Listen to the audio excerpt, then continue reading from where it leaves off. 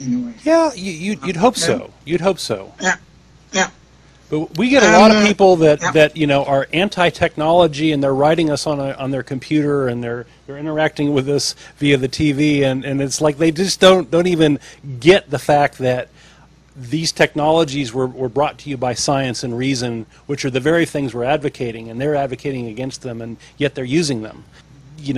All this technology around them, they don't see it as having anything to do with anything. There's a saying that as soon as you make something idiot-proof, somebody will build a better idiot, and I think that applies in this case to no matter how well we understand the universe or how advanced technology gets, to where any reasonable thinking person would think that this negates or eliminates the need for superstition or religion. No matter how good we get at that, somebody is always going to be better. It's just we need to get to the point where that is the minority, and I think it's actually inevitable. However, I'll add the caveat that it is inevitable, provided that somebody doesn't actually present evidence for their claim. I don't want to sit here and say that there is no God, that's absolutely impossible, blah, blah, blah. No, it's just that this is an unbelievable claim, and nobody seems to be able to support it by anything. If in the future, if God shows up in my living room, or if there is a God and it reveals itself to everybody, or if we find evidence that leads us to a conclusion that there is this type of thing, well, okay, then it'll change.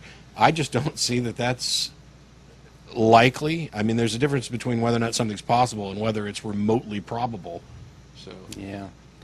So I think it all depends on whether you have an optimistic or pessimistic view of humanity. Is the answer to your question? Yeah, I think the idea of God and superstitions is going to exist in some segment of the population until heat death occurs. Yeah, and real quick, my last question. If God created everything, how can he ever be innocent and the things he created ever be free in a way? Because everything is just rules. Right. I mean, if someone says, you did that, not God, well, I just used the tools of God to do that. So. Yeah. It's this whole free will theodicy, which is ridiculous. It depends on how you're gonna, and actually you can go ahead and thanks Anders for calling. I'll answer this one offline while we get the next person. It depends in part upon how you're going to define things, because for example, my father is not responsible for my actions. Right.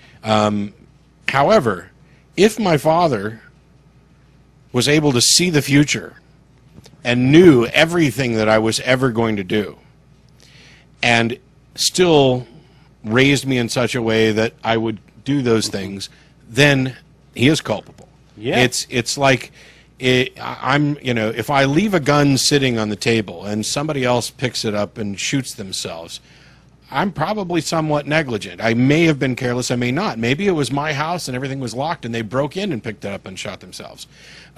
If, however, I knew ahead of time that if I put this gun here because I've seen this person walk into my house and fiddle with stuff, if I put it there knowing that he was going to pick it up and shoot somebody, then all of a sudden I do bear more responsibility.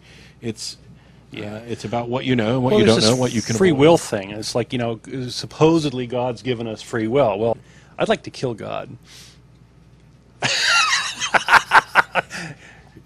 I'm working on it. What a gift! What a gift of free will would that be, right? I'm working on it. I think we have different ideas of free will, which is we don't want to go down that path too far. They did that last week. Came in the air without,